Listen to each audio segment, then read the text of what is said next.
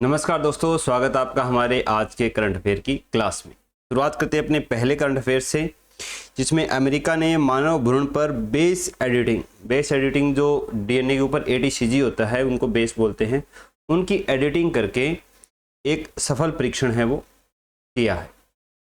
इससे जो designer baby है उसकी अवधारणा है उसको बल मिलता है। तो देखते हैं कि क्या होती है बेस एडिटिंग और डिजाइनर बेबी के क्या कंसेप्ट हैं, क्या लाभ है, क्या जोखिम। तो जीन एडिटिंग की दो तकनीकें होती हैं। एक होती है CRISPR-Cas9 जिसको आणविक कैंची बोलते हैं, और दूसरी है बेस एडिटिंग।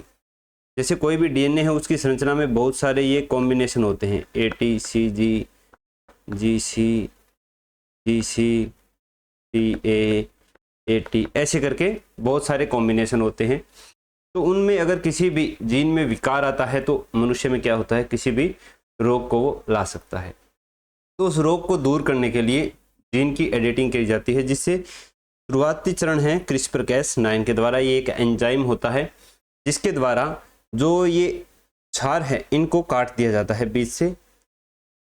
ये पूरा का पूरा क्या हो जाता है, इससे रिप्लेस हो जाता है। तो इसको बोलते हैं हम CRISPR-Cas9।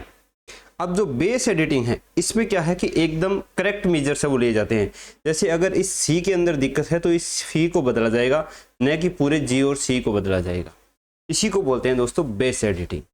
तो इससे डिजाइनर बेबी का कंसेप्ट है वो निकल के आता है कि जो भी जीन है जिससे अगर किसी की मस्तिष्क क्षमता को बढ़ाना है तो उस जीन को वहाँ पर प्रत्यारोपित कर दिया जाए। किसी के स्वास्थ्य संबंधी कोई बीमारी है तो उसको वहाँ पर रिप्लेस कर दिया जाए। तो इस प्रकार की तकनीक है वो जीन एडिटिंग कहलाती है। इसके लाभ तो ये है कि गंभीर बीमारियों से मुक्ति मिल जाती है। बहुत सारे ऐसे आनुवंशिक रोग होते हैं जो पीढ़ी दर पीढ़ी चलते रहते हैं, क्योंकि वो जीन के थ्रू एक से पीढ़ी से दूसरी पीढ़ी में जाते हैं। तो अगर वहाँ पर जीन एडिटिंग करके उस जीन को रिप्लेस कर दिया जाए तो फिर ये आगे आने वाले जो आनुवंशिक है पीढ़ियाँ हैं उनमें ट्रांसफ़र नहीं होंगी। दूसरा, जो मृत्यु का जोखिम है वो कम रहता है, क्योंकि भ्रूण के तौर पर ही हम उस डीएनए की पहचान करके, उस जीन की पहचान करके वहाँ पर उस जो डीएनए है उसको रिप्लेस कर सकते हैं जीन को।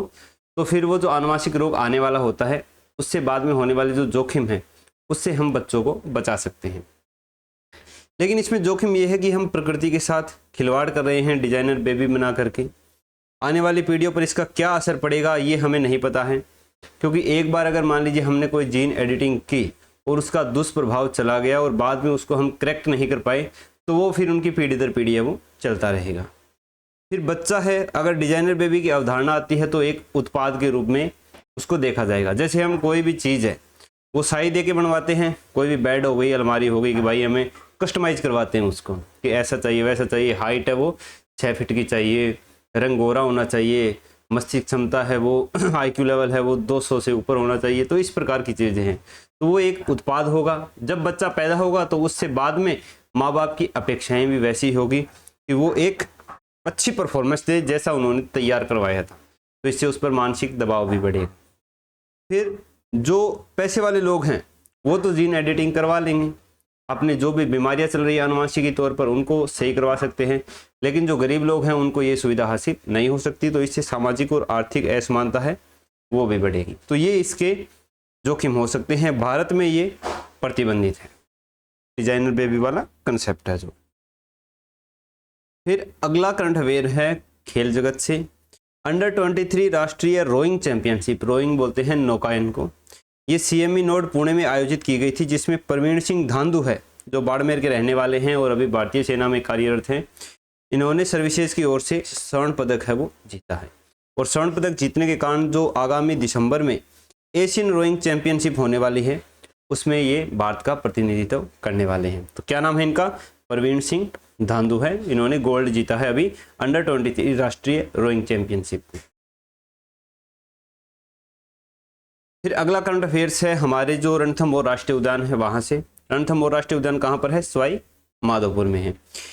ये विश्व का पहला ऐसा राष्ट्रीय उद्यान है जहाँ पर 4 बाघिन है वो 18 वर्ष से अधिक आयु को क्रॉस कर गई है। सामान्यतः इनका जो जीवन काल होता है वो जंगल में 12 से 15 साल का ही होता है, लेकिन 4 बाघिन ऐसी हुई है रणथंभौर राष्ट्रीय उद्यान में जो 18 वर्ष को क्रॉस की गई हैं।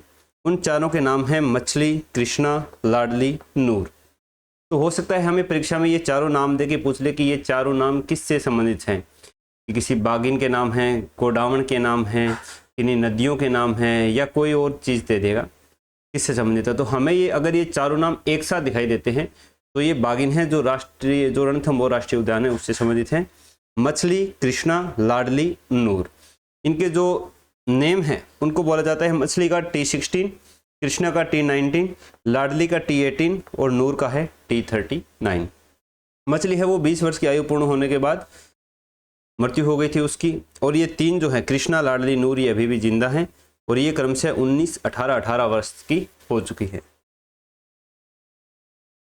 मछली जो बागिन थी उस पर आनुवांशिक अध्ययन भी किया गया था, किसके द्वारा? National institute of biological sciences के द्वारा।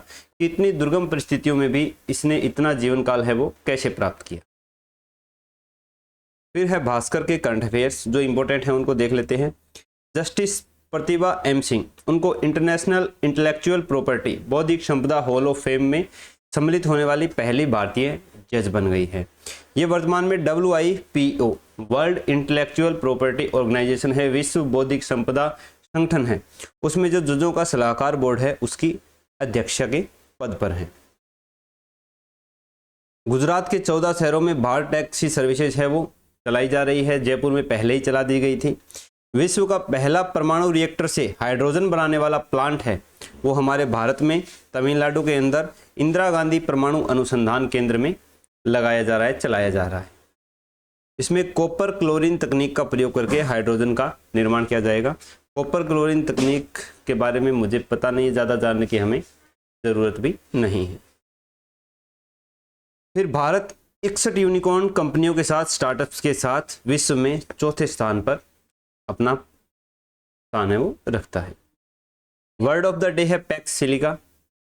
पैक्स सिलिका है वो अमेरिका के द्वारा प्रतिपादित एक अवधारणा है जिसमें विभिन्न देशों का एक नेटवर्क बनाना है जो AI सेमीकंडक्टर चिप्स है और इनके ऊपर क्या करेगा, साथ में मिलजुल करके अनुसंधान करेगा जिससे जो चीन पर निर्भरता है वो कम की जा सके। फिर ये एक एडिटोरियल आया है द हिंदू का, what do the amendment FCRA rule से। FCRA क्या होता है? Foreign contribution regulating act. Bharat के अंदर जो NGO हैं, कोई और संगठन है, उनमें जो विदेशों से धन आता है उनकी रेगुलेट करने के लिए, उनका विनियमन करने के लिए कि कितना धन आ सकता है, किस प्रकार से उसका हमें प्रमाण देना पड़ेगा, क्या पारदर्शिता रखनी है, यह सब चीज़ों का अधिनियम है। ये 2010 में बनाया गया था, अभी 2026 में इसमें संशोधन किया गया है। कौन सा मंत्रालय इसको देखता है? ये गृह मंत्रालय है वो इसकी पूरी निगरानी रखता है। नोडल मंत्रालय है इसका गृह मंत्रालय। इसमें नवीनीकरण अभी क्या बताया है 2026 में कि किसी NGO को अगर FCRA सर्टिफिकेट मिलता है तो उसकी वैधता है वो 5 साल होगी और 5 साल के बाद उसका दोबारा नवीनीकरण करवाना होगा। फिर उसके बाद जो भी NGO की पब्लिकेशंस हैं, सोशल मीडिया हैंडलर्स हैं, उनकी जानकारी है वो सरकार को देनी होगी। साथ में अगर कोई NGO है वो देश में कई स्थानों पर स्थित है तो उसके लिए उसका पंजीयन शुल्क है वो भी उतना ही बढ़ जाएगा। वर्तमान में NGO की 5 श्रेणियां हैं जहां पर FCRA है वो FC जो फॉरेन कंट्रीब्यूशन है वो लाया जा सकता है, जिसमें है सामाजिक, शैक्षिक, धार्मिक, आर्थिक और सांस्कृतिक। फिर अब आ जाती है अपनी ईसुजस। एक साल में 1600 से अधिक औद्योगिक भूखंड आवंटित हो गए हैं डायरेक्ट अलॉटमेंट पॉलिसी 2025 के तहत, जिसमें शहरी क्षेत्रों में MSME इकाइयों के लिए लैंड यूज अप्रूवल की जो सीमा थी वो 60 दिनों से घटाकर 30 दिन कर दी गई है और उद्योग शुरू करने में दी जाने वाली स्वीकृति है वो जारी करने की समय सीमा 120 दिन से घटाकर कितने दिन कर दी गई है? 30 दिन कर दी गई है। दूसरा, जो उद्योगों की वाइट कैटेगरी थी जिनमें हम उसको गैर प्रदूषणकारी उद्योग मानते थे, उसकी सूची में 104 से बढ़ा करके 877 उद्योगों को शामिल कर दिया गया है। इसके बाद है सुजस ई प्रश्नोत्तरी। यमुना जल परियोजना के तहत पानी को पारंपरिक नहर प्रणाली के बजाय किस माध्यम से पहुंचाने का प्रस्ताव रखा गया है? हमने देखा था कि पाइपलाइन के जरिए चूरू के हाशियावास तक पानी आएगा। राजस्थान में समान नागरिक संहिता के लिए विधेयक का प्रारूप तैयार करने के लिए किसकी अध्यक्षता में एक उच्च स्तरीय समिति का गठन किया गया है? यह भी हमने देखा था, सेवानिवृत्त जस्टिस रंजना प्रसाद देसाई। जयपुर शहर की सफाई व्यवस्था को हाईटेक करने और संकरी गलियों, फुटपाथों से कचरा उठाने के लिए प्रदेश में पहली बार कौन सी अत्याधुनिक मशीनें लाई गई हैं? मैकेनिकल लिटर पिकर मशीनें हैं। केंद्र सरकार की PM स्वनिधि योजना का मुख्य लाभार्थी वर्ग कौन सा है? तो ये है ठेला रेहड़ी वाले जो लोग हैं, उद्यमी हैं, वो इसके अंतर्गत ज़्यादा लाभ उठाते हैं। पंचगौरव योजना में एक जिला एक उत्पाद के तहत ब्यावर जिले का उत्पाद कौन सा है? ये है क्वार्ट्ज एंड फेल्सपार पाउडर्स। इसके बाद अगला अपना सुजस का ही है कि मुख्यमंत्री ने कई क्षेत्रों के लिए अहम घोषणाएं की है। क्या की है? हस्तशिल्पियों, बुनकरों एवं सूक्ष्म उद्योगों के उत्पादों के लिए पीपीपी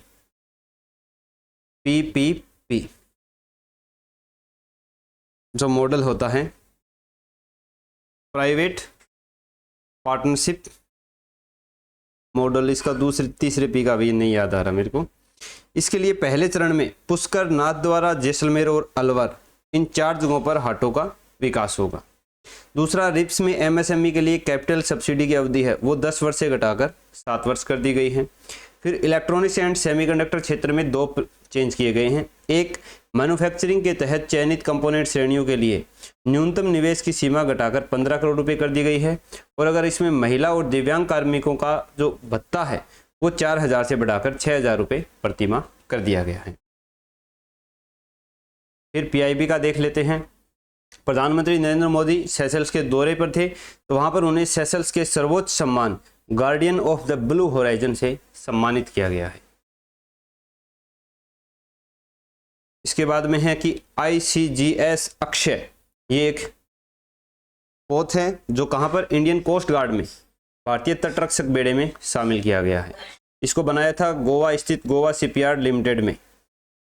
तो ICGS अक्षय कहां पर हुआ है? भारतीय तटरक्षक बल में हुआ है, भारतीय नौसेना में नहीं हुआ है। ये आपको याद रखना है, यहाँ पर मिक्स नहीं करना है। भारतीय नौसेना के जहाजों और भारतीय तटरक्षक दल जो हैं उनके जहाजों को मिक्स नहीं करना है कभी भी।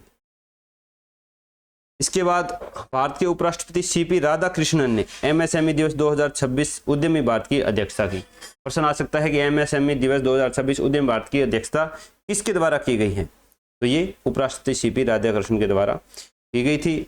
और कार्यक्रम के दौरान उपराष्ट्रपति ने राष्ट्रीय लघु उद्योग निगम को अनुसूची B से अनुसूची A केंद्रीय सार्वजनिक क्षेत्र उद्यम में शामिल किए जाने पर बधाई दी है। तो ये कुछ पोर्टल है वो लॉन्च किए गए थे। PMEGP 2.0, समाधान 2.0, PMS portal, MSME global mart 2.0 portal, MSME testing portal और MSME आइडिया हैकाथन 6.0 शामिल है। तो ये हो गई हमारी PIB के। तो अगर आपको आज की वीडियो पसंद आई हो तो हमें कमेंट सेक्शन में अपने अमूल्य सुझाव जरूर बताएं। अपने दोस्तों को भी शेयर करें। अपने जो स्टडी ग्रुप्स हैं उसमें चैनल का लिंक शेयर कर दें ताकि उनको भी इसका फ़ायदा मिल सके। अगर आप चैनल पर नए हो तो चैनल को सब्सक्राइब करके बेल आइकन जरूर दबा लें। ये PDF और साथ में ई-सुजस की जो डेली PDF आती है, अपनी ई-बुलेटिन आता है, वो मैं मेरे टेलीग्राम चैनल पर डाल देता हूँ। टेलीग्राम चैनल का लिंक है वो नीचे मैंने डिस्क्रिप्शन में दिया है, वहाँ से आप उसको ज्वाइन कर सकते हो। बाकी अगर आप कोई भी सुझाव देना चाहते हो तो कमेंट में आपका सुझाव सादर आमंत्रित है। वीडियो को लाइक कर दीजिए। अगर आपको वीडियो पसंद आई हो, वीडियो अच्छी लगी हो तो अपने दोस्तों को शेयर करना मत भूलना। मिलते हैं दोस्तों कल नेक्स्ट वीडियो में।